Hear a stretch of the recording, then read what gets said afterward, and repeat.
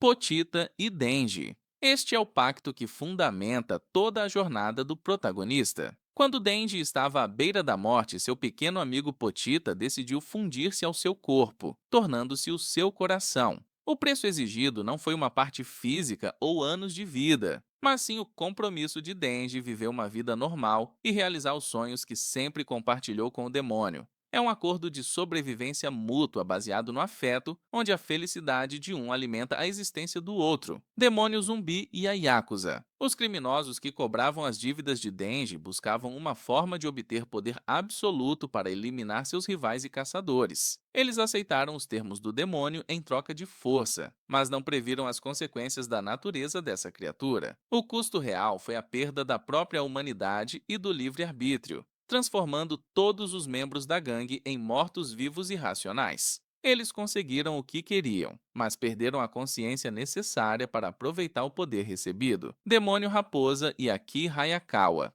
Para convocar a cabeça gigante desta entidade durante as batalhas, a Aki precisava oferecer algo em troca a cada invocação. O demônio exigia pedaços de pele ou mechas de cabelo do caçador para se alimentar. Por ser uma criatura vaidosa, a raposa só aceitava contratos com pessoas que considerasse atraentes, permitindo que usassem sua força apenas enquanto o preço físico fosse pago. É um recurso eficiente, mas que consome a integridade do corpo do contratante de forma gradual e dolorosa. Demônio da Maldição e Aki Hayakawa. Este contrato envolvia o uso de uma espada em formato de prego que possuía propriedades letais. Se o caçador conseguisse atingir o alvo 3 vezes, o demônio se manifestaria para desferir um golpe fatal que esmagaria o inimigo. No entanto, o custo para ativar essa habilidade era extremamente alto, sendo pago diretamente com a expectativa de vida do usuário. Cada utilização reduzia drasticamente os anos que restavam a Aki, tornando cada vitória em campo de batalha um passo mais próximo de sua própria morte. Demônio do Futuro e Aki Hayakawa. Diferente de outros caçadores que pagaram com metade da vida ou com a perda de sentidos básicos,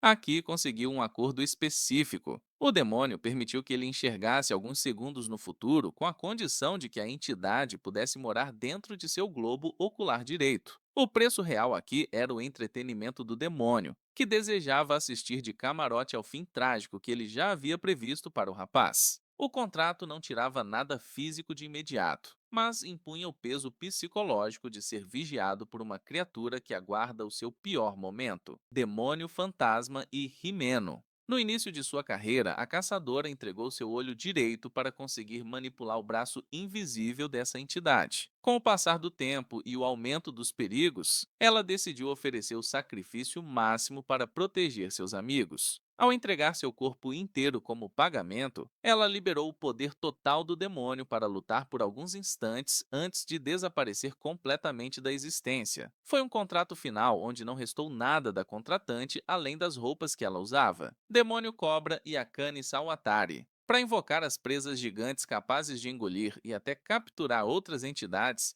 Akane precisava pagar um pedágio físico constante. O demônio exigia o sacrifício de uma de suas unhas para cada vez que suas habilidades eram solicitadas. Embora pareça um custo pequeno se comparado a perder a vida, a frequência das batalhas transformava esse preço em uma fonte constante de dor e mutilação. É um exemplo de como contratos podem ser desenhados para cobrar o usuário aos poucos, sem que ele perceba o acúmulo do dano, Demônio do Inferno e Santa Claus. Para realizar o transporte de múltiplas pessoas entre o mundo humano e o reino infernal, o preço cobrado foi de uma brutalidade extrema. Santa Claus precisou oferecer 3 crianças e um de seus bonecos perfeitos para abrir o portal pela primeira vez. Mais tarde, para garantir o retorno à Terra, foi necessário o sacrifício de um ser humano completo como oferenda. O demônio do inferno não aceita moedas triviais, exigindo sempre vidas inocentes ou sacrifícios de alta complexidade para manipular as passagens entre as dimensões. Demônio das Trevas e Santa Claus. Em um encontro sombrio no inferno, Santa Claus recebeu um pedaço da carne dessa entidade primordial para aumentar seu poder. O custo estabelecido foi o compromisso de levar o coração do Chainsaw Man até o demônio. Ao consumir essa parte da criatura, a contratante ganhou uma imortalidade parcial e a habilidade de regenerar feridas enquanto estivesse na escuridão.